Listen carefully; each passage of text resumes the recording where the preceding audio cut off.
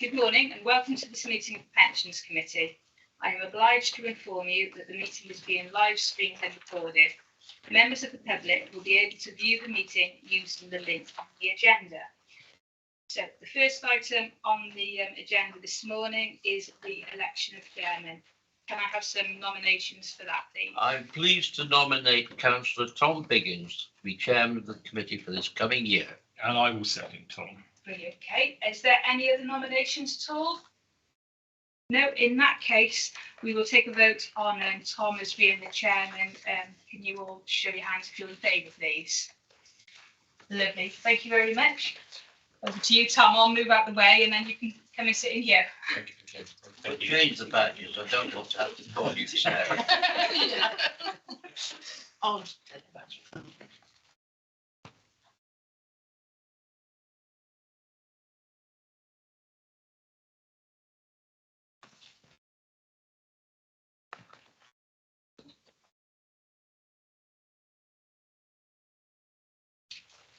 We get a choice, do we now, Sarah or Tom? I'm sorry. Thank you. Take your name with you. Yeah. I think that's Okay, well, thank you very much, members, for electing me as chair for this the next 12 months. Moving on to item 2, apologies and substitutions. I don't think we have any apologies or substitutions. So we'll move on to the appointment of vice chairman, and I would like to propose Councillor Carolyn Healy as vice chairman. May I have a seconder, please? Roger. Okay. Any other nominations? No. Well, everybody in favour of Carolyn as vice chair? Thank you. Unanimous. Congratulations, Carolyn. I'd just like to take the opportunity to welcome a new member to the committee, Nathan England from Telford and Wrekin. You're very welcome. I'd also like to take the opportunity to record our thanks to a retiring member of the committee who retired in effect at the last session, and that's Councillor Ray Evans from Telford and Wrekin, who also was vice chair of the pensions committee. And I'd just like to please record in the minutes our thanks for Ray's service over several years, quite a few years. He was a very valuable member to this committee. Moving on to item 4, disclosable interest. Do we have any disclosable interest? No. And item 5, minutes of the previous meeting, which we've had in front of us, either electronically or in paper version. Everybody happy with the minutes? Roger. I have no problem with the minutes, but there were some actions on it, and I just wanted to give an indication. And I know there's no matters arising on this, but to give some indication when some of those questions might be sent round to members. But as far as the minutes go, I'll propose them. Okay, thank you. Seconded, please. Yep. Okay, everybody in favour. We'll move now on to public questions. We have 3 questions today from members of the public. I don't believe actually anybody's here in person, so I'll ask Peter Chatterton to read out the question, and Peter is the Pensions Investment and Responsible Investment Manager, and Justin Bridges, our Head of Pensions, LGPS Senior Officer, will give the responses. So if we may have, please, the first question from Dr. Jamie Russell. The question from Dr. Jamie Russell was, the LGPS quarterly stewardship update offers several examples of the fund's current strategy of engagement with fossil fuel companies. However, there seems to be a huge gulf between targets and outcomes. For example, Glencore recently rejected a resolution from major institutional investors who were calling for transparency on how the company's thermal coal production aligns with the 1.5 degree target agreed at Paris. The investors represented 2.2 trillion of assets, including giants like Legal & General and HSBC Asset Management. Glencore ignored their attempts at engagement. Meanwhile, Shell has abandoned plans to cut oil production and is now ramping up its expansion of fossil fuels while prioritising shareholder profits. Again, engagement by climate-concerned investors has been ignored. The LGPS update mentions Metro Inc. It claims that a shareholder proposal on Paris alignment failed to pass after receiving only 28.7% support from investors. The update claims that this is a strong message to the firm's management that climate was important. If committee members received 28.7% of the vote of 100% turnout, would they see this as a victory? The first half of 2023 has given us record air temperatures, unusually hot oceans, record levels of atmospheric CO2 and record levels of Antarctic sea ice. Internationally recognised climate scientists have described what is happening as totally bonkers and believe it a signal that our climate may be breaking down faster than we predicted. Does the committee really believe that engagement strategy is working? And the response, please, Justin. Thank you, Chair. The response is LGPS Central's engagement approach is defined by their belief in responsible ownership, whereby they leverage their rights as company owners to encourage better ESG practice. If enough investors can collaborate on the same issues, there is a real potential to drive meaningful change. Evidence of the success of shareholder engagement is abundant. The differences in climate transparency and decarbonisation ambitions between companies engaged by Climate Action 100+, an investor-led collective engagement initiative, and those not, as well as differences between public and privately owned companies, is clear. At Glencore's 2023 AGM, a resolution to approve the company's 2022 climate report received 30% shareholder dissent, and the shareholder proposal regarding the company's climate action transition plan received 29% support.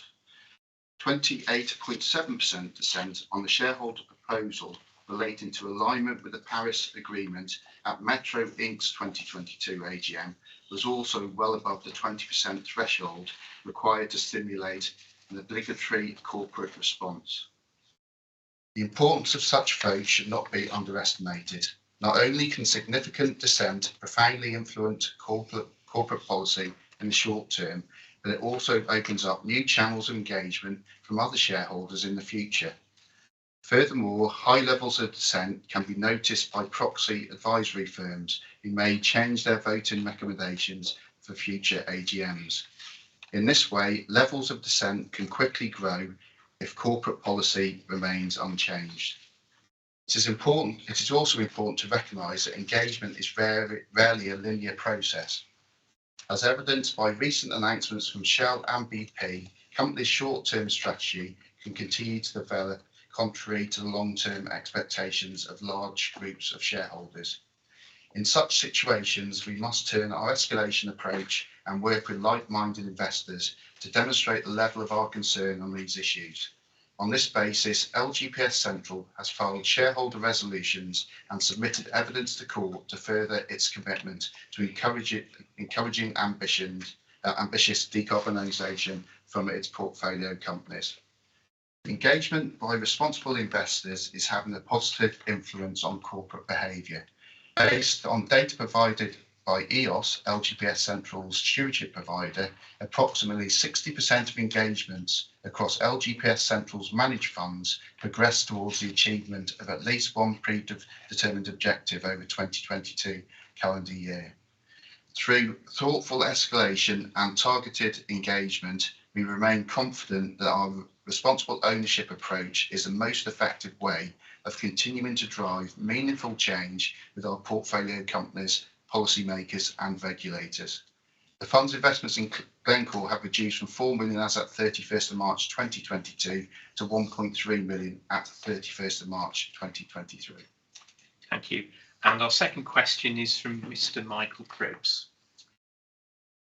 Thank you, Chair. The question from Mr. Cripps was, in an investor update, Shell recently announced that it will continue to invest in fossil fuels while still pledging to be committed to net zero. Experts say this is nonsense, and he's included an article from the New Scientist. Do the committee members agree that the fund's continued investment in Shell and other fossil fuel companies is helping to make the climate crisis better or worse? And how does this fit with Shropshire Council's, one of the main partners in the pension funds, declaration of a climate emergency several years ago?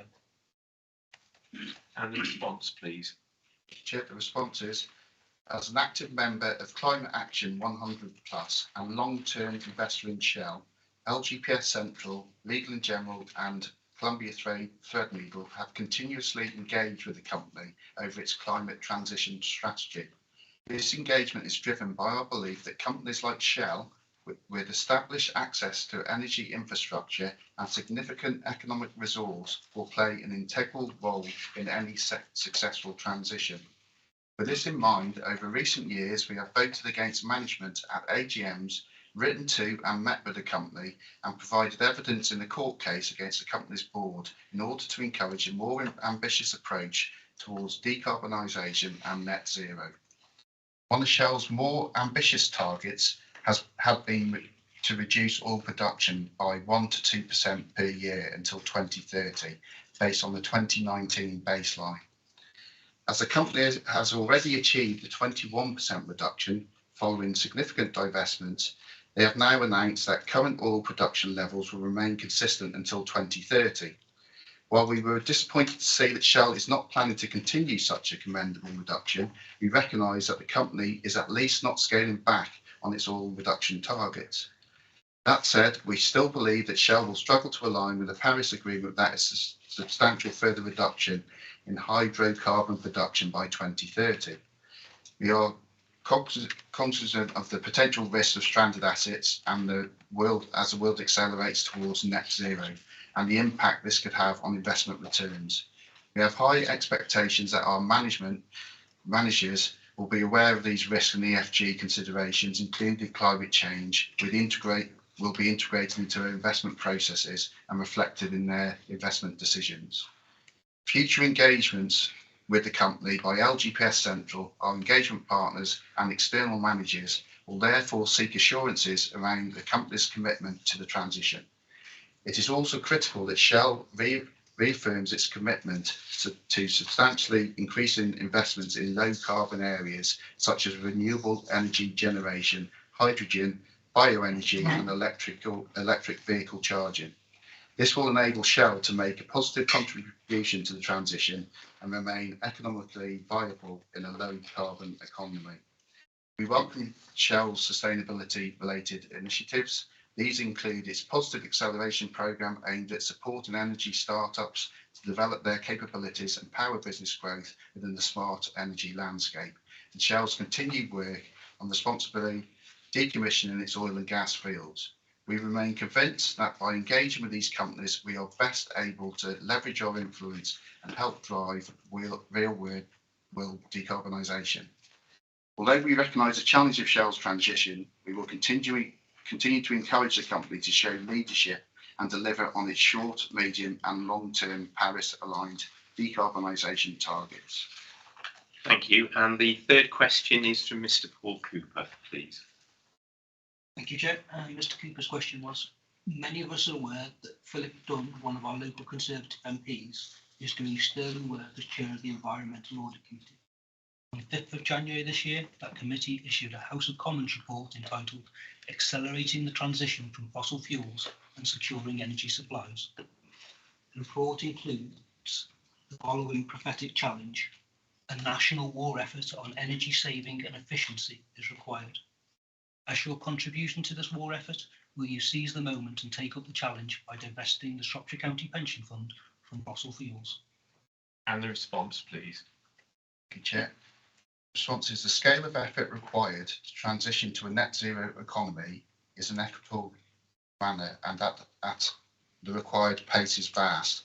Significant contributions are required from all corners of society, including energy providers, governments, regulators, consumers and investors. Shropshire County Pension Fund believe that the most effective way of accelerating this change is through meaningful ESG integration. Key to this approach is ensuring that our managers are focused on identifying all ESG risks and opportunities, including climate change considerations, and incorporating those into their investment decisions. Shifting capital into areas of the economy that are supportive of the transition will be critical to its success. For companies which may be more exposed to climate risk, we expect our managers to engage in a meaningful way and encourage a timely and just transition. The fund's investments in Shell have reduced from 14 million as at 31st of March 2022 to 3 million as at 31st of March 2023, reflecting this dynamic approach. We believe that this collaborative approach is very much in line with that of the government, whereby all sectors have a role to play in facilitating the transition. Focus needs to be placed on both the demand for fossil fuels as well as the supply if the transition is to succeed and global warming is to be limited to well below 2 degrees. We do not consider that a policy of divestment will accelerate the transition to a lower carbon economy, nor do we think that this is the optimal way for investors to manage the risks associated with climate change. Oil, gas and coal do not contribute equally to global warming and do not have the same transition risk profile. Equally, different companies with different assets are exposed to risks in different ways. We consider the best way to manage investment risks arising out of the transition is for our investment managers to analyse companies on their own merits. Unfortunately, demand for fossil fuels remains robust and it remains an important part of the global energy mix. The performance of the sector has been strong in recent years, and this is exacerbated by the events in Ukraine, which have brought energy security into sharp focus. Thank you for that. So we now move on to item 7, the Shropshire County Fund Pension Audit Plan 22 to 23. And Grant Thornton, who's with us virtually, will take us through this. So over to you, please, Grant. Thank you, Chair. I'm joined today by Keith Gervais, who's also the audit manager for the pension fund audit, and I'm going to briefly take you through the proposed plan for the 22 free audit, which is in your pack. So if I start off with page 9, and I suppose in a way building upon what you've just heard from the public questions in terms of, I suppose, focus for audit in terms of what we do in terms of looking at national context. I think recognising, I suppose, from the audit perspective, as well as looking at investments, there are going to be issues that are more directly affecting members, such as the cost of living, etc. And some of the factors that the fund will be looking at will be, continued membership and whether people might be opting out. And then I suppose overall, we've been looking, if we're looking back at 22-23, about the fund performance. Clearly, funding levels have increased as part of as the 22 triennial valuation has highlighted. But that isn't automatically linked into necessary asset growth. It's a combination of looking at the assets and liabilities in a net position of the fund. So we just really take that into account when looking forward in terms of overall planning in relation to the fund. So I suppose if I move you on to page 10, just a reminder there, I'm sure, I know there's some people new to the committee, but in terms of the overall approach for the audit, we do it under the NEO Code of Audit Practice. And under auditing standards and regulated by the FRC. So the audit is as a fairly standard in that sense, the framework under which we do that, and overseen those are contracted public sector audit appointments. Our approach is based upon a thorough understanding of the pension fund's business and its risks, and is risk based in relation to the overall audit. On page 11, I'll probably spend a little bit of time talking about this. The details are in the report in terms of our overall approach, in terms of looking at the fund and what we consider to be the significant audit risks. Under auditing standards, there is a non-rebuttable presumption of management override of controls. And we do look at that in terms of our general response to that is in relation to how the accounts potentially might be manipulated by management. I think there is less incentive in the public sector in terms of for overall manipulation of accounts by management in terms of share the way that the remuneration, etc. So we do look at the journals around that, but we also as part of our work around after journals is looking at the key sort of estimation assumptions that management have put in place in relation to that and the policies and accounting practices around that. So we'll be focusing on that as part of management override. In terms of the other significant risk, as I'm sure members are aware, and you've got reports coming on in terms of overall performance, one of the key areas we look at is in relation to the valuation of assets, and part of those is the level 3 assets, those that are hard to, where there's no sort of clear observable inputs into their valuation process. So generally tend to be sort of like infrastructure assets or private equity elements like that, where there's an element of assumptions within those. So we do undertake additional audit procedures around those, and those are the two significant risks that we've identified for the fund, and it's consistent with prior years. The one area in terms of materiality, we have slightly changed our approach to materiality this year as a firm. We've brought it to be consistent between occupational pension schemes and local government pension scheme. We've moved slightly in terms of our overall approach to the headline materiality, and that's now based upon the gross assets of the pension fund. And as a result of that, we've moved to determine materiality to be at £27 million, which is 1.25% of your gross assets, because we think that readers of the accounts will be, have concerns around the security and the valuation of those assets that ultimately underpin member benefits. In relation to that, in terms of where we have to report to you, we have to set a trivial matter. So in relation to the headline accounts, we've set that as 5% of materiality in terms of that going forward. A slight change to this year, though, is in terms of we've set a specific materiality in respect of the fund account transactions, because whilst we believe that members will be, have interest in the valuation of your assets, there'll be certain elements that is members in terms of benefits payable and maybe contributions in, which we'll have a focus on as well. So what we've therefore done for that in relation to that is we set a specific lower materiality for the fund account transactions. We set that as 5% of the total expenditure within the fund account, and that equates to around about £4 million in terms of that overall. So in terms of our overall approach to materiality, it's a slight change. So effectively, we're probably doing a little bit more testing on the fund account this year in terms of that, and you'll see that reflected in the reporting of our work. Just in terms of audit logistics, we've been doing sort of interim or planning work in April and May, and we've proposed that we will be on site from next month to undertake the substantive audit in terms of and reporting back to you hopefully in September.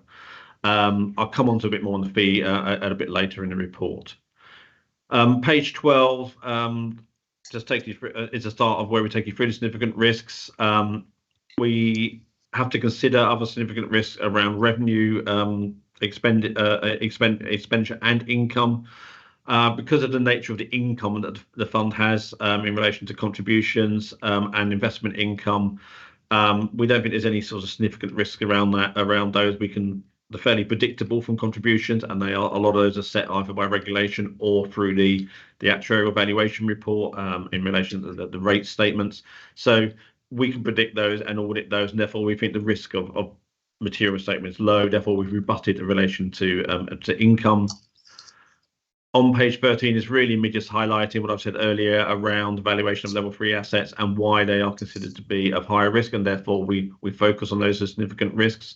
And our approach to that in relation to that will be to test some of those revaluations in the year, and we will go back to investment manager reports at the year end, and depending on where we would sit with that, we would then the extended procedures, maybe looking at service or auditors reports and elements like that, and identifying any controls that the fund managers have in place and that you have in place around valuation. So we're doing extended testing around those valuation of those types of assets.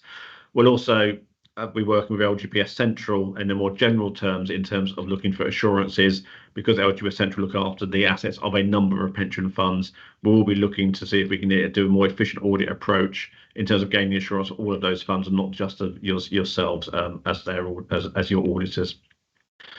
On page 14, really just sort of I've explained the management override approach, and just explaining there also that in terms of expenditure, again, under practice note 10, we've reviewed that because it is of interest more in the public sector, maybe in the commercial sector, and we've considered those risk factors and the control environment of the fund, and again, we've rebutted that presumed risk of fraud in expenditure recognition. On page 15, just to remind us, because we're into the public, the other matters we look at is the accounts are subject to inspection, and electors have the opportunity to ask us questions or object to the accounts. We've not had any of those ever, I don't think, at the Shropshire Pension Fund, but we will follow it if necessary. There is that right for the public to ask us questions. We've not received any to date.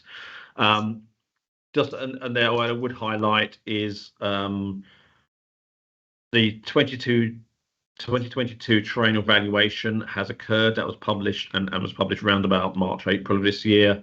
The information contained with that underpins your IS 26 disclosures within the pension fund, and also the IS 19 disclosures within the some employer bodies. We therefore do have to, every 3 years, test the data that goes into the triennial valuation. You're probably more used to us looking at it on an annual basis, the information that goes in the roll forward calculations. But as this almost like resets the baseline from which those roll forwards are done, every 3 years we do have to test the triennial data. So for this year, we are looking at the triennial data, and we've already picked those. I've done that work at the fund, and subject to review by myself and Keith. But that is additional work that we need to do, and is therefore does feed into the fee for this year. But it's once every 3 years. It's not an annual process that we do. On pages 16 and 17, I'm not going to go into these in details because we'll come back to as part of the audit findings report. We did raise some recommendations last year, and as part of our work, we will track progress on these as we go through the system. In terms of the one on page 17 around the IT, we'll factor that more into our journals approach and risks around access to systems as part of that work. On pages 18 and 19 is more detailed of your pack assessment of the materiality. I'm not going to go through that in detail. I've sort of summarised it there, just to say that we do keep materiality under consideration and reassess it as we go through in relation to that. And on page 20, just in terms of IT, our strategy, you use the council's business world, or Gresso as it was. We're doing a roll forward approach to our IT work on that, and you do use Altair for the pensions benefit. Again, we will roll forward our IT work on that. Nothing significant to bring to your attention at this point in time. In terms of logistics, that's summarised on page 21 in terms of the audit team. And on page 22, in relation to some of the work that maybe is going on in the background that you won't be seeing, there is a new, or not, a revised ISO 315 standard in place in relation to what we need to do as auditors. You probably won't see that in terms of direct reporting through the audit finding report, but we have to document in much more detail now our understanding of IT and those systems that underpin the figures that go within the financial statements in relation to that. And we also identify controls within business processes. A lot of this we have been doing as we've been going forward, but it doesn't quite enhance recording for us. And as a result of that, and consistent with the sector, it will be an additional fee that we'll be seeking a variation from for this year, and that leads on to audit fees in relation to that. So we take in relation, we'll explain the additional fees for ongoing matters in relation to FRC and those specific variations around ISO 315. There is a small one there in change of circumstances. That's enhanced work we need to do in terms of looking at benefits payable, following feedback from regulators in relation to looking at change of circumstances as well as starters and leavers. So there's a small variation there. And just confirming on page 24 of your pack that we do remain independent of the fund. I think just for clarity, I am the engagement lead for the Shropshire Council as the administrative authority, and I also am the engagement lead for Telford and Beacon, who's the other major employer within the fund as well. And on page 25 of your pack, that is in terms of fees. In terms of, I mentioned earlier the IS 19 assurance letters or what we do for other auditors. The fees there are what the proposed fees for this year in relation to that. We have set a sort of standardised fee across all of our public funds as a firm, and there's which is basically a £6,000 base fee plus £1,100 per letter, depending on how many requests we get in. So in that sense, we normally get four requests in from the fund, hence the fee as shown there. And on page 26 is just really some the communications that we have to do to you as those charged or as a pensions committee. And then ultimately, just because of the way that the governance structures work, the Shropshire Council's audit committee is though charged with governance. So we bring our plan to you, we communicate with you, but we then do inform the Shropshire Council audit committee. So this plan will be on their agenda for their July meeting. And I was going to stop there and happy to take any questions. Yes, Simon. Yeah, Grant Thornton, I was in the audit committee the other day, have not signed off the 22-21 or the 21-22 accounts, and I think this pension fund account is embedded within the overall council's accounts. This is something which would not fly in the private sector, and it concerns me that we've got yet another year of Grant Thornton. When are we going to get our accounts signed off, or will this be another tectonic drift? It's not acceptable. Well, I think in terms of the overall sector, in terms of delivering audits, I think all members will be aware there is significant delay in signing off all of local government accounts, and it is subject to actually a parliamentary select committee review as we speak. In fact, we are almost, as a firm, I think we are ahead of many of the other firms in terms of getting through the audits. I hope in terms of, you're quite right, in 21-22, I cannot issue my opinion on the fund account until I've completed the work on the council. That will planned work in relation to that. It has some issues coming out of the 22 triennial evaluation that impacts upon pension liability calculations in the 21-22 accounts of employer bodies that we are working through.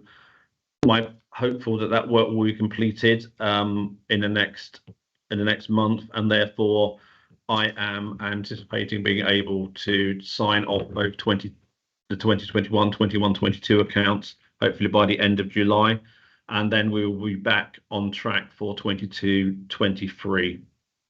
So we do have a plan in place to deliver that. So hopefully we then be in a position to be more back into the normal audit cycle.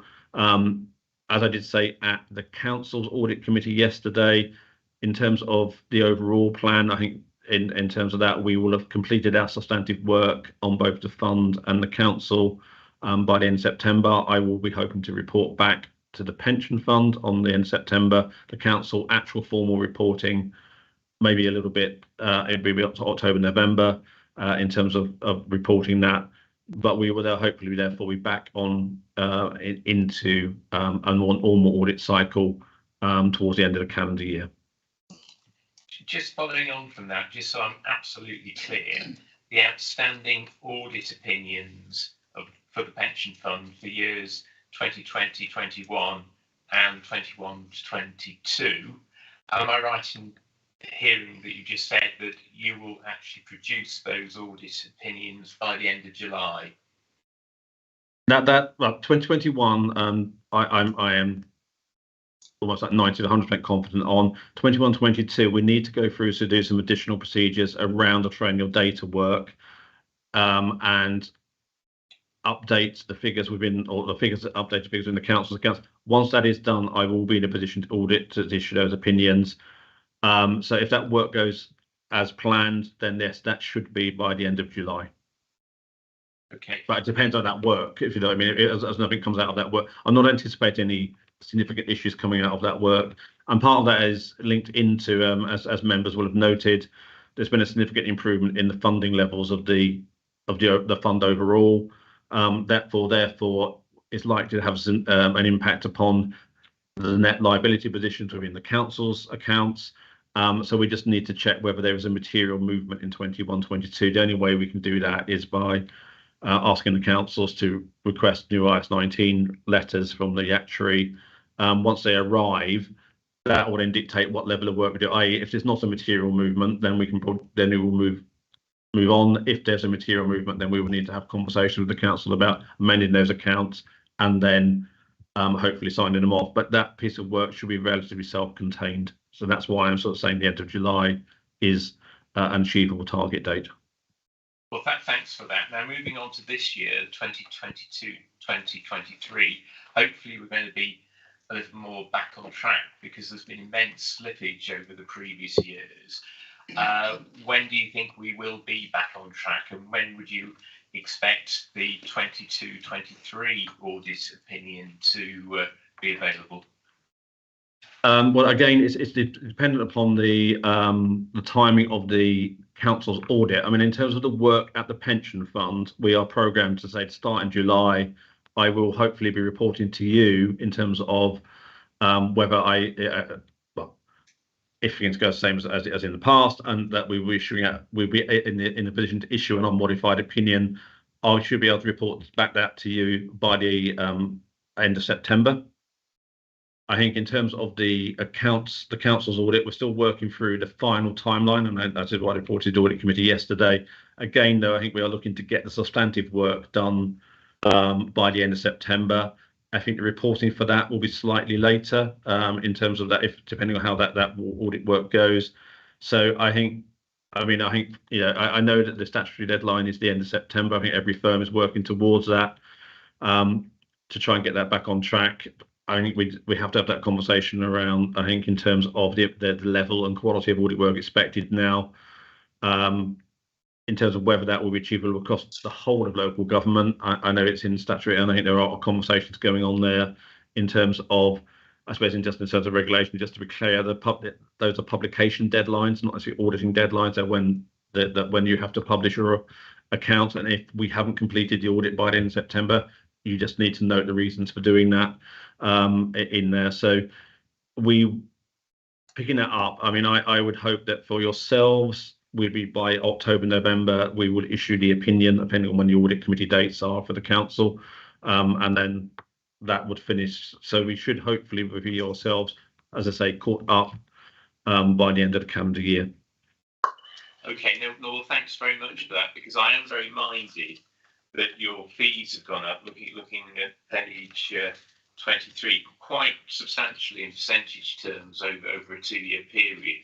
So the message I really do want to get over to you, please, is that we do want to get back on track as soon as possible. We're paying a lot of money, and we really do actually expect that the work is completed on time. Thank you. Are there any other questions, members? Thank you, Chair. Okay. Well, thank you very much, both of you, for presenting to us today. Thank you. Yeah, thank you. I'm going to have to sign off, but Keith can attend for the rest of the meeting, just in case there are any questions that come up. Okay. Thank you both. Okay. We'll now move on to item 8, corporate governance monitoring, and that I think is over to T. Chaston. Thank you. Thank you, Chair. So yeah, this is just a report for members on our corporate governance and responsible investment issues for the last quarter, so 1st of January to 31st of March. And it's split into 4 different parts. So in appendixes A and B, you've got the votes of our actual managers. That's from LGPS Central and Elgin. The point I would make on the Elgin report is that's a generic report that Elgin do across all their portfolios. It's not specific to Shropshire's portfolio. And within the section 7.2, I've just listed some of the companies that actually exist within the Shropshire portfolio for reference when you go through that. On top of the actual reports from our investment managers, we also have Columbia Threadneedle, who do our responsible engagement activity. So they are specific to Shropshire Council, and they only engage on basically the equity portfolio that Shropshire Council is invested in. And then finally, Appendix D of the report is the reports from the Local Authority Pension Fund Forum.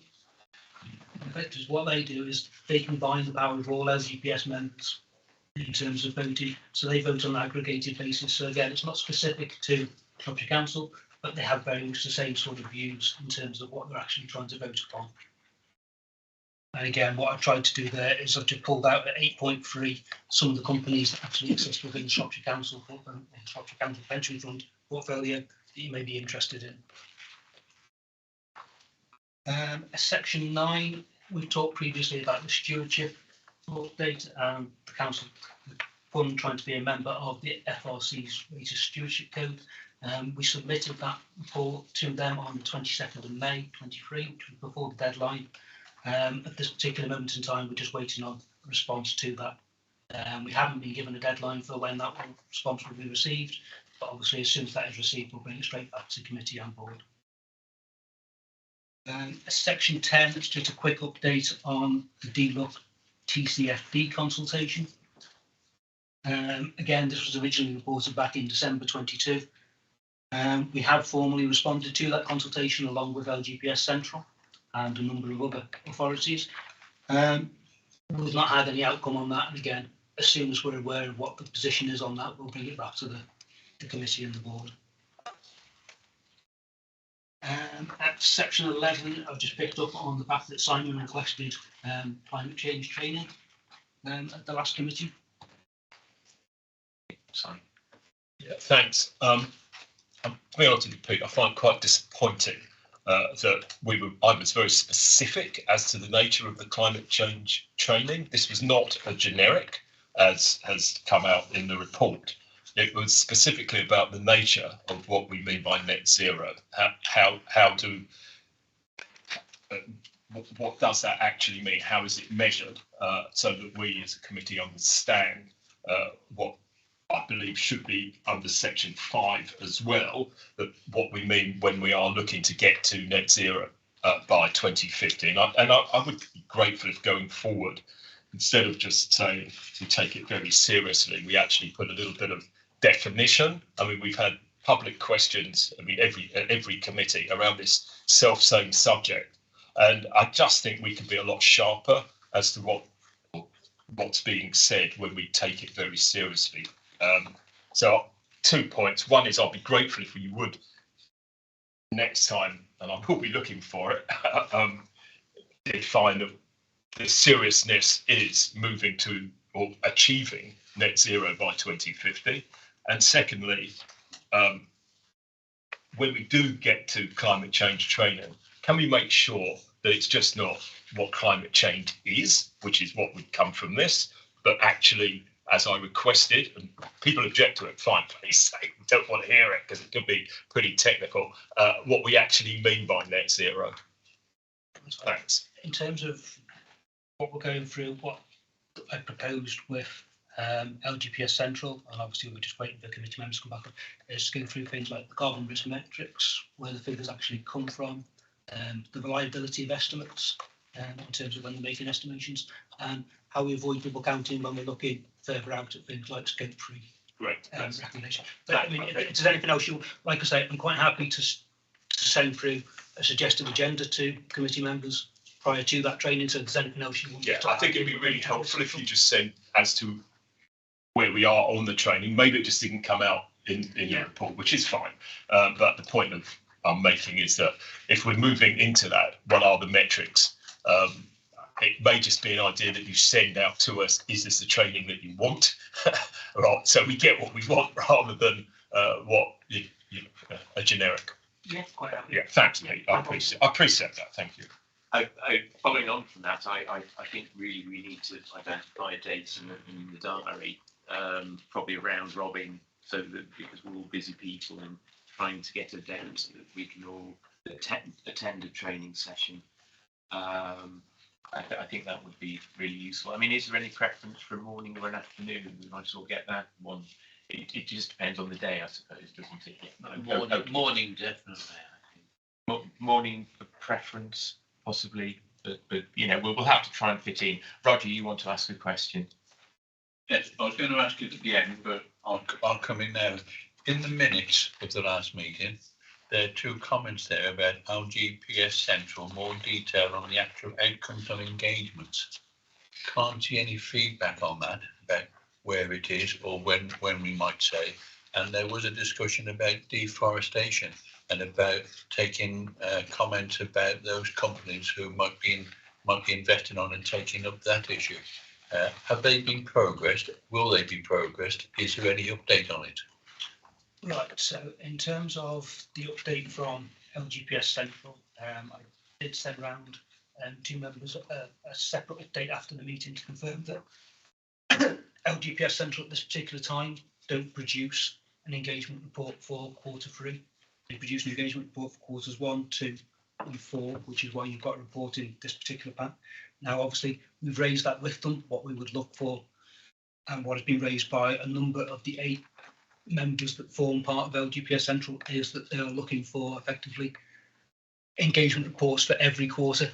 Now, we understand the capacity issues in terms of Q3. That's when effectively they're doing most of the climate change analysis, and that's what the team at LGPS Central has been focused on in Q3, and that's the reason why they haven't done it in the past. But we have expressed to them our preference for having an engagement report every quarter going forwards. In terms of the deforestation issue, I'm just waiting for Elgin themselves for doing a specific updated policy on deforestation and effectively the impacts of afforestation as a feature to actually combat climate change. So I'm just waiting for that report to come out so I can give the committee effectively. So hopefully by the time that comes out, that should be in the next report. Thank you, Chairman. Thank you. No problem.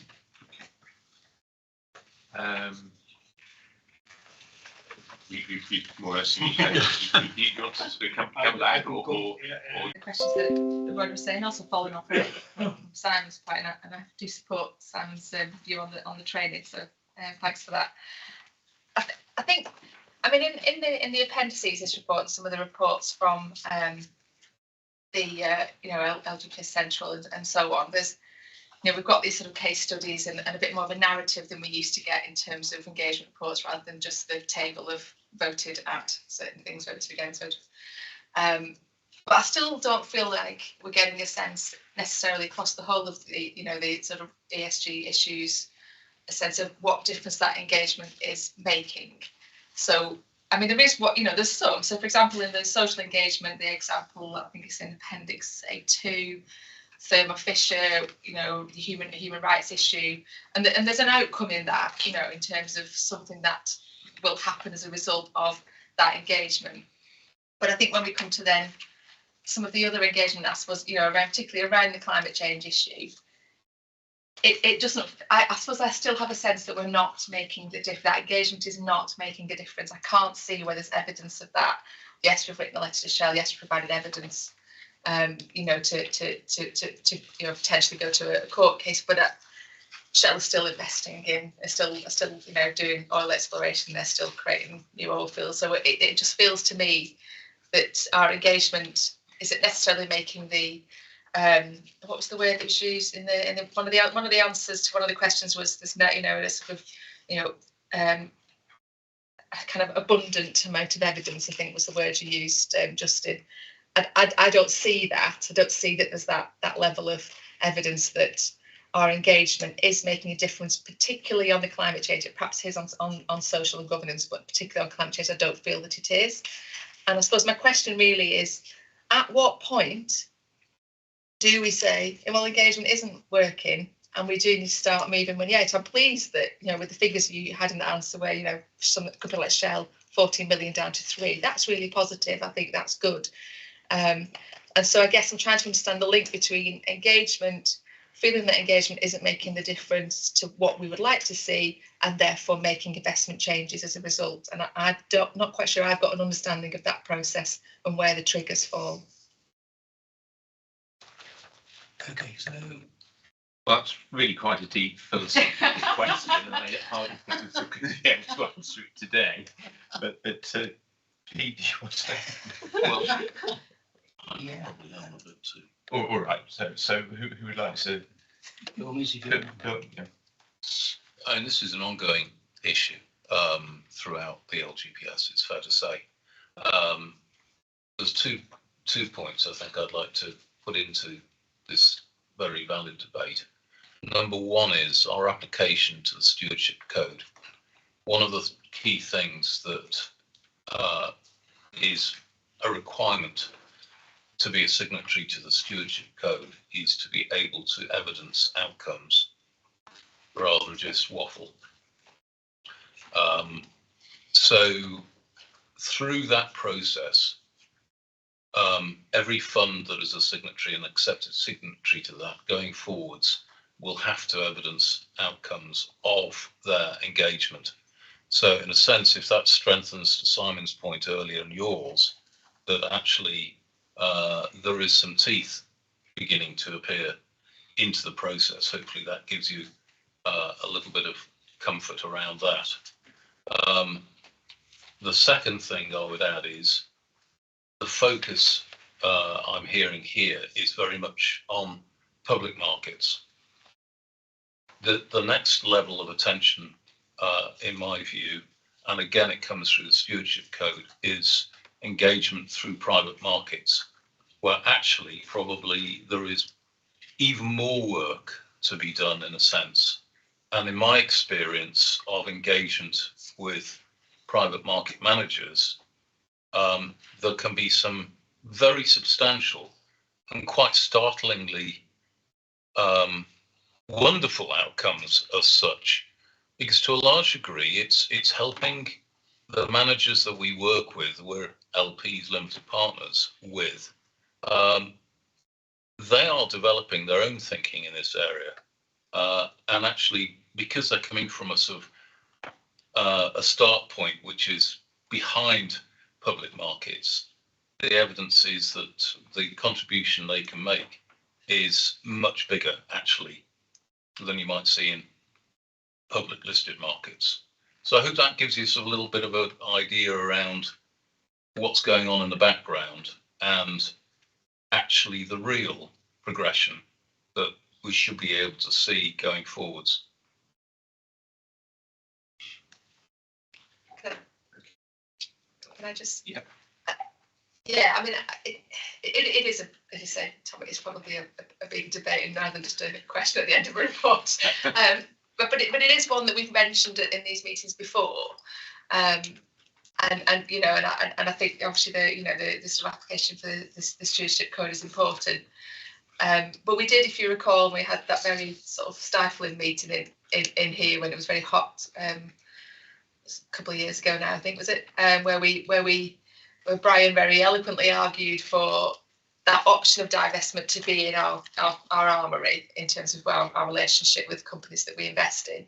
And I suppose I'm still getting the sense from a lot of the reports that we're receiving now that we're sort of wedded to engagement only. And I just want to make sure that we still have that option, that we just go, actually, this engagement is not working. This, you know, we're investing in companies that we no longer feel are aligned to our aspirations in terms of ESG for the fund, and therefore it's time to move out. And I just don't want us to lose sight of that. Okay, Brian. I think we have to remember that our prime duty as a committee is to ensure that the financial progress of the fund is essential for our members. And we're not here to be an ESG committee. We're here to be a pensions committee, investing the money to the best possible, for the best possible returns, wherever they may be. And thinking of matter purely commercially, from Shell and Glencore's point of view, we can't really exert a very great deal of influence on them when their shares are being snapped up across the whole spectrum of the financial world. It's not as though that sort of company is worried by the way in which we, so people like ourselves or LGP Central try and engage with them, because their shares are popular across the wider market, and the financial pressure on them is in fact relatively minimal. So I try to sort of exemplify my view on what our responsibilities are as a pension committee. And it's not to be an ESG priority committee at all. It's to raise as much money as possible, make us advance the financial aspects of the fund for the benefit of our pensioners. Okay, well, we've got a recommendation. It's recommendation 2.1. We are asked to accept the position as set out in the report in respect of voting and engagement activity. Manager voting reports from LGPS Central as Appendix A, A1, A2 and B. Columbia Threadneedle Investments Responsible Engagement Overlay Activity, report as Appendix C, and LAPFF Engagement Report at Appendix D. So all those in favour? All of that. Yeah, all of that. Yes. Accept the position, not necessarily through the content. Moving on then to item 9, and this is pensions administration monitoring. Over to Debbie, please. Thank you, Chair.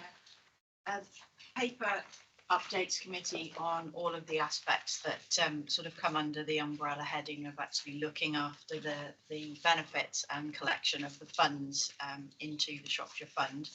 At 7, we've got update there of what's been going on, and this time of the year, of course, data cleansing is important with all of our employers. So we've got a lot of checks and balances to do over the last year to ensure that the information that we're going to use to produce the statutory annual benefit statement that we need for every single member is as accurate as we can ensure it should be.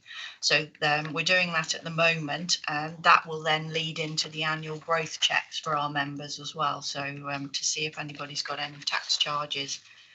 The coming out of the valuation, there were a lot of employers that were positive with their funds. They were in surplus, so at 7.8 there, I think it is.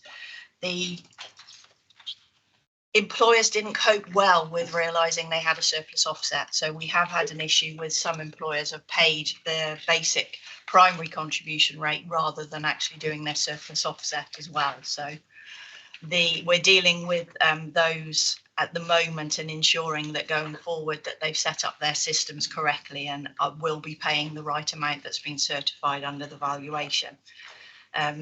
They're just not used to having too many funds at the moment, I think, and hadn't realised what their certificates meant. But we're dealing with that now across my team.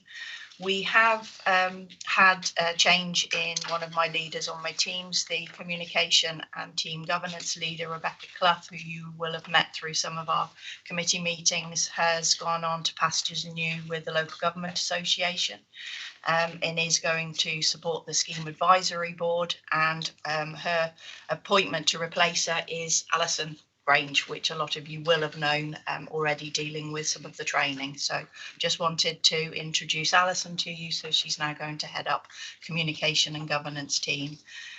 Point 8 on our report, benchmarking. We've given you, it came in a bit late again, so we are having dealings with SIPFA to try and improve on the service they're dealing to local government pension schemes for benchmarking. But what's come out of the last benchmarking exercise was that Shropshire Fund is still just under the average of the funds that are using the service. So we were £19.29 rather than the benchmarking average of £21.41. But what is also interesting in the benchmark is showing how funds do set up their teams separately and where they actually choose to prioritise their spend. And I think what this is showing and demonstrates for the Shropshire Fund is that we have invested in technology, we've invested in communications and governance. and we've kept down our processing costs for the calculation of our benefits and looking after that side of things. And we are spending more than the average on sort of that investment in technology and how we communicate to our members and our employers, which hopefully is seen in less complaints, less appeals that go to the Ombudsman, and just how we do get the message over. So we'll continue working around that area. Item number 10, just wanted to have a look at the governance compliance statement that was approved back by committee in December. Since that's been approved and published on our website, we haven't had any fund members who've contacted the fund regarding the annual meeting, and I know that that's a concern for committee that we do no longer have one, but there hasn't been any negativity around that from the membership. We've had webinars online, so we've been dealing with the medium of online meetings for our active membership, and those have been taken up well. Across March and April, we did garner 400 people of our active members to attend and learn about their pension scheme. So we are investing in how do we get the message out. So thank you to Alison's team for setting those up and getting some really good feedback from them that we can learn from and sort of adapt going forward. We've got the employers meeting on the 14th of November later this year. So there's a placeholder being sent out to everybody as far as I'm aware. So that should be in diaries. Item 12 on the report, just wanted to bring to the attention the changes in the spring budget around about the HMRC's annual allowance and lifetime allowance limits. Lifetime allowance has been removed for this year, not removed completely. We still need to use it for maximum tax-free lump sums and different things across the year. But if anybody, there is no longer a limit that you bust as such as your size of your pot, and you will be taxed. There is still an annual limit, and that is going to increase from this tax year to 60,000. So when we're looking at the growth for the year we've just finished, we'll still be looking at 40,000. So I'm still expecting quite a few statements where people may have exceeded the taxable growth and will have a tax bill. But from this current financial year, then that 50% increase will help our membership, hopefully. Item number 14, just an update on the McLeod remedy. We still haven't got the rectification legislation in place. It is still expected for the 1st of October to be backdated to the 1st of April 2014. And there is a consultation just out on the latest reiteration of the regulations that they're looking at. Pensions dashboard at item 17. Dashboards had been not taken off the table, but they'd been delayed because of obviously the testing wasn't going as well as could be expected, and the government wanted to ensure that it was done properly and that it would work for all of the people in the country. So at the moment, it's back on the table now for us to connect in October 2026 as a fund. You may have seen also on the news the changes to the SCAPE discount rate. It doesn't affect the fund in the way that we're valued at the moment, but it does affect us in the factors that we have to use in lots of our calculations. And so the Government Actuaries Department are updating all of the local government factors. We've had the first tranche through in June, and we're expecting 2 more tranches across the summer. The care revaluation, so this is the rate that the fund benefits that are accruing nowadays go up. So why are we looking to get more assets? What have we actually got to fund? Has moved from the 1st of April to the 6th of April.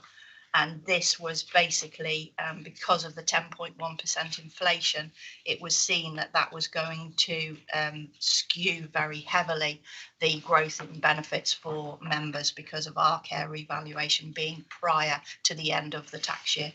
So that's now been changed. With any changes that affects, we have to just cope with manually this year at the moment because the systems, because it was done so late, the administration systems haven't quite caught up yet.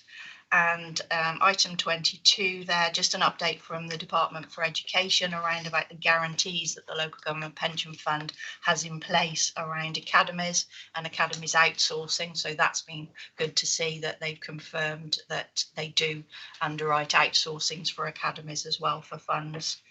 And at point 25 there, just the pensions administration system is now live in an externally hosted environment. And everything went smoothly, and everything since at the moment seems to be going well and hasn't given us any issues in work for our team. So I'm happy to take any questions, please, Chair. Any questions? Roger. I think you know, Chair, what I would be saying, and that's on 10.2 and 10.3. A note about the requests. Have we asked any members if they would like an in-person meeting, or just because nobody has asked for it, we just take it as such? And I see nothing there about asking members about climate. What sort of attitude would they want their committee to take as far as climate change go? I see the newsletter has got some issues, some topics, not issues, topics that they are putting in it. But I'm interested to hear what the members would like done, like us to achieve as far as climate change. It doesn't seem to have cropped up there at all. And because no one has asked, I'm not sure whether it is wanted or not. It would be good to say, is there a wish for it or not? And as an aside, yesterday at the audit committee, we looked at the accounts for the council, and I noticed in it that, and I'm not going into any more details in this, but there were mentions about staff leaving the authority. And in one line, there were 3 members of staff left the authority, and including all the payments, including the pension strain, it came to nearly £1 million. How do we calculate pension strain when anybody leaves the authority? Because I know that about 3-4 years ago, 2 people left the authority, and that included pension strain and redundancy and all the other things there. So that that came to nearly £1 million. So into the corporate purse, it is a lot. But I wondered, just as an aside, could something be said about pension strain and how that is calculated via actuaries or something like that? Can that be sent out somehow or other? But my comment is really about meetings involving members and asking them, would they like an in-person meeting, or are they content to do it as is happening at present? Well, thank you, Chairman. Could I just add something to that? Hello, I know I'm not in the room, but All right, Lindsay, I'll take you first. okay. So when Unison had an AGM, we took a vote, and obviously that is some of the members of the pension fund, to first of all ask you to divest, but also we do need to be asked about whether we want an AGM or not. So I mean, you could do it quite easily through IT to ask us. Thanks. Well, I think there's some quick observation. I think the employee side are represented by yourself, Lindsay, but also we're very fortunate that pensioners, we have a pensioner representative in the form of Jean Smith here, who diligently attends all our meetings and takes part in our meetings. So there is direct input from pensioners. And again, I would guess that you haven't been overburdened with requests. No, I've bumped into quite a few people who really enjoy getting the In Touch magazine, and they like being able to find all the information out in that. But I haven't had anybody saying that they missed coming to the meetings. Thank you for that. So basically what we are doing is we're very diligently with the pension fund providing all the information people could possibly require. It's there 24 hours a day through the website. If there are specific issues, people can contact the pensions team and actually have a one-to-one with the pensions team, which is pretty fantastic. So if there are any particular issues, they can be dealt with. And I think this is the way forward. We are delivering everything that an annual meeting would have delivered and more, but in a different way. And as the evidence is quite clear that our pensioners are satisfied, are happy. Thank you. Any other questions? Yes, Simon. Yeah, just welcome Alison. I mean, as the communications manager, if that's the correct word, I think you've got a bit of a challenge here. Just looking at the number of calls picked up. Yeah. And I mean, I don't know what it was if you take it back 12 months or so, but it's not a good sign to see that only 82% in April, but 93%. There's nothing more frustrating sitting on the end of a phone waiting for someone to pick up your call and it doesn't happen. So maybe the next time we meet, there could just be a little bit about, are we on a declining trajectory? Yeah, certainly. And one thing I want to mention as well is, I don't know whether you've seen the bots on the website. The idea of that is to try and handle the majority of common questions. Through a chat bot. Yeah, like a chat bot, Right, yeah. okay. But we're still very much, it's very new. It's only been there about 6 weeks, so we're still very much. And is that a person on the other end of the chat bot? No, you have to, basically we have to put the answers in. So we have to monitor the questions and then make sure we're refining the answers so that the bot is as up to date as possible. So that's been a bit of a challenge, obviously, with my position being vacant at the moment. So we're a bit short staffed, but that is the way we're moving forward, is to try and make the 24/7 service on the website plus the chatbot to be hopefully fairly comprehensive, so that most questions can get answered that way, and that will relieve the pressure on the telephone lines. That's the ambition, but it's working towards that. Okay, well you might, in the next report, just sort of flush out yes. that. Yes, and the other observation I've made is that less than 50% actually use online,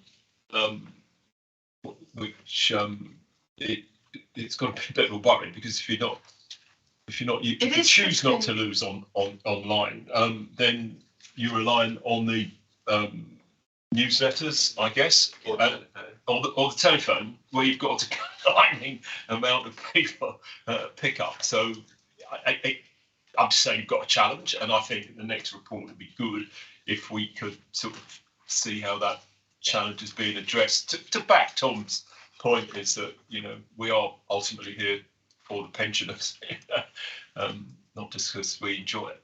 Yes, I think the interesting thing is, obviously, I think the further away people are from retirement, the less likely they are to want to know about what the figures are, because they don't really need to know if you're in your 20s or miles away from retiring. So I think the challenge is to engage with that younger membership, and actually we've got some colleagues in another pension fund who started a project looking at that, and we're hoping to feed off that and sort out hopefully some recommendations moving forward, that we can get younger people to at least make sure they're logged on and they know where the information is for when they need it, for perhaps applying for a mortgage, that sort of thing.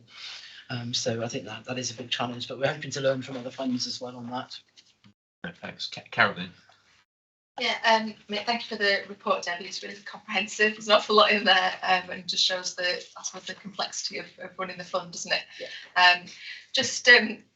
I mean, in terms of that kind of communication and engagement with members of the scheme, I'm sort of not precious about whether things should be in person or not. I actually think a range of, if you can kind of have a good range of options, that usually covers everybody, and I'm probably more than likely to be the person that would do something online than attend an in-person meeting, just because of my own circumstances. But for others, in person is important. So, in some respects, I do support Roger's sort of view in terms of having that as an option for members to come, because I think, our employee representatives. I guess because Lindsay is part of the union, so she will have opportunity to discuss, how people feel about the pension, how do people feel about how the pension fund is invested with those members who are in the union as well. But obviously not all members of staff are in a union, so how representative is that view? We don't know. Jean, I don't know what whether there's any other formal mechanism where you're a pensioner representative, but I don't know how. I suppose how all of the people who are drawing on their pension, how you're able, I guess, you can give your view and those that you talk to, I suppose. But it's again, is that representative of all of our pensioners? And then there's obviously the group of people who have left employment and whose pensions are frozen because they're working somewhere else outside of the pension scheme. So there's a whole set of views, isn't there? And I think because we're investing, those people's money, it's important to understand their views. And also, as committee members, yes, we have a duty to make sure the fund performs and pays back and people get their pensions. But we're also elected members to councils where the other side of the coin is it's public money that's going into this, and we therefore have to represent and think about our taxpayers as well. And so I think there's a lot of views that we all have to try and condense down. So for me, it's about being as diverse as we can with our engagement and asking questions, using those multiple channels to ask questions or allow people to comment on things like our investment strategy and our various sort of policies and so on, rather than it just be a broadcast of information and then questions about your own individual pension pot. I'm interested in the views as a voting member on the committee of everyone who has a stake in the pension fund. So I'm interested in how we can capture and have that broader engagement. Okay, thanks. Any other questions? The only point I did want to go back to was Roger's around about strain, but I wasn't quite sure whether Roger's question was from an employer's side as of a point of view or as the funds, because the strain is charged to ensure the fund has the money it requires because those benefits are paid early. So the fund is going to lose out on investment. The benefit's going to be paid longer, unreduced. So the strain uses actuarial calculations to ensure the fund is paid for what it's going to miss out on the rest of the employees' active life, to ensure that that employer has enough money in its fund at the actuarial valuations to pay that benefit out. So it's not penaltive at all to our employers. It's just fair on the fund of ensuring that all of those bits that aren't going to be taken out, because when the funds are being invested, remember when we've got the valuation, there are assumptions that make that the money that's taken in to pay for those benefits is going to be invested for the rest of that person's working life or up until their normal pension age, and that's going to pay for those benefits. And of course, when an employer makes someone finish early, the fund is no longer going to get that investment return on that benefit, because that benefit is going to become paid. It's going to be crystallized and paid. So the strain is purely actuarial to ensure that the right funds are in the pot. So does that answer the question?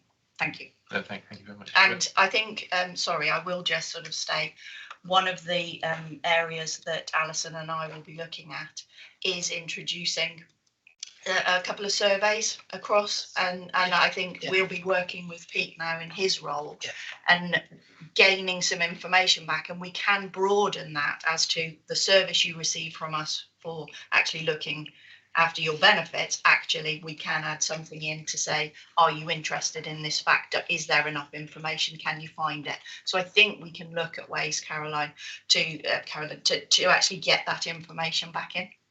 Okay, thank you. Brian. Yes, I'm looking at page 13 of your report, which is page 177 of my papers, paragraph 23. Frozen refund project. Can I be allowed to understand? Will you help me understand what a frozen refund is?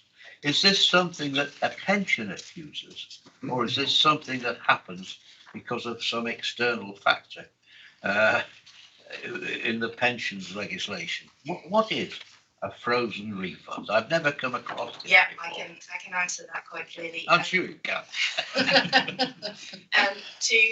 In the benefits regulations at the moment, there's certain periods of time you need to have membership to actually lock in a benefit. And if you can't lock in a benefit because you haven't been in the fund long enough, you can transfer those benefits, your pot, out to another fund. So if you go into another employer, you can take it with you, or certain people can actually take a refund of that money. So tax rules allow you to take the refund because you haven't locked in a bought benefit. And people leave and don't claim that refund immediately, so it just becomes frozen. So it's like almost put onto the shelf. We've got to keep trying to trace people because we cannot pay the benefit to them.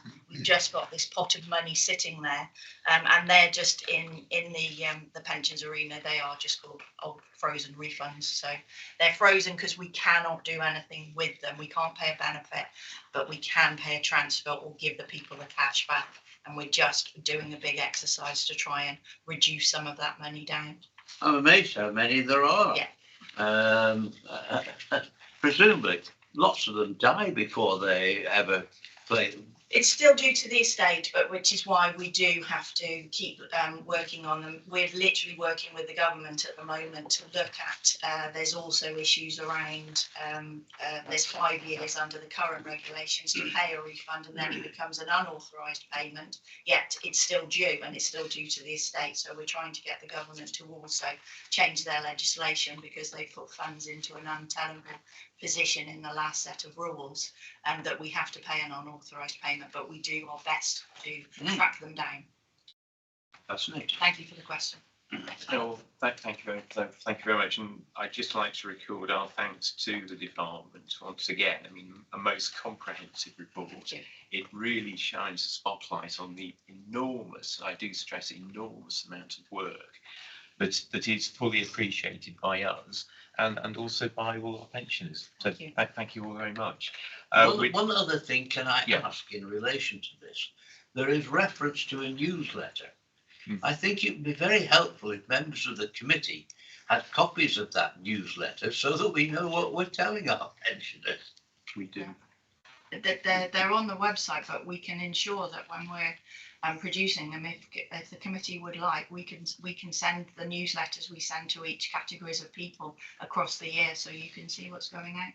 I think that would be very helpful. Okay. I can do that. So you want we send out sort of at least one a month to employers. You wanting those as well as the ones that go to members? No, I don't think we need that level of.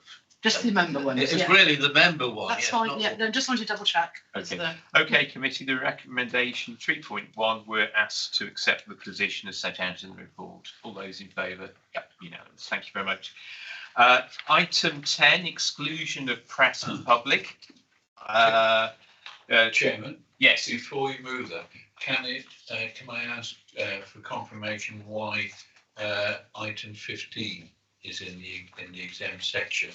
I think it's been explained why the reason, but on the papers there, and I think it may become public in the future, but why is it exempt today? Well, it is an incomplete document at this moment in time. It will become complete when we've finished our business.